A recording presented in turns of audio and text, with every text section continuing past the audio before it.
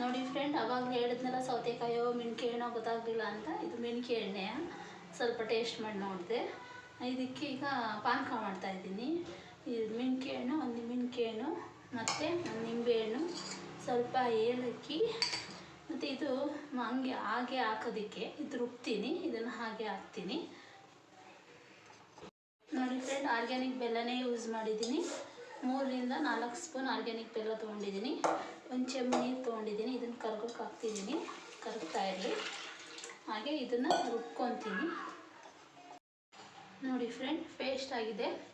ಈಗ ಇದನ್ನು ಪಾನಕದ ಬೆಲ್ಲದ ರಸದೊಳಗೆ ಹಾಕ್ತೀನಿ. ನಿಮಗೆ ಯಾವಾಗ ಬೇಕು ಆವಾಗ ಸ್ವಲ್ಪ ನೀರು ಹಾಕ್ತೀನಿ, ಸ್ವಲ್ಪ ತೆಳು ಬರಲಿ ಅಂತ. ಪಾನಕ ಯಾವಾಗಲೂ ತೆಳುಗಿರುತ್ತೆ. ಏಲಕ್ಕಿನೂ ಸೇರಿಸಿ ರುಬ್ಬಿದ್ದೀನಿ. ಈಗ ಇದಕ್ಕೆ ಇದನ್ನು ಆ್ಯಡ್ ಮಾಡ್ತೀನಿ. ಈ ಸಣ್ಣದಾಗಿ ಹೆಚ್ಕೊಂಡಿರೋದು. ಈಗ ಒಂದು ನಿಂಬೆಹಣ್ಣು ಸೇರಿಸ್ತಾ ಇದ್ದೀನಿ.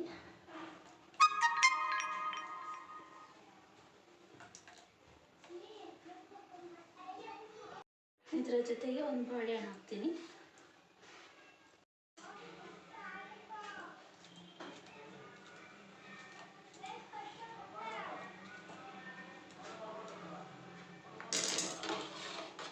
ನೋಡಿ, ಮೆಣಕೆ ಹಣ್ಣಿನ ಪಾನಕ ಬೇಸಿಗೆಗೆ ತಂಪು, ಬಾಡಿಗೂ ತಂಪು.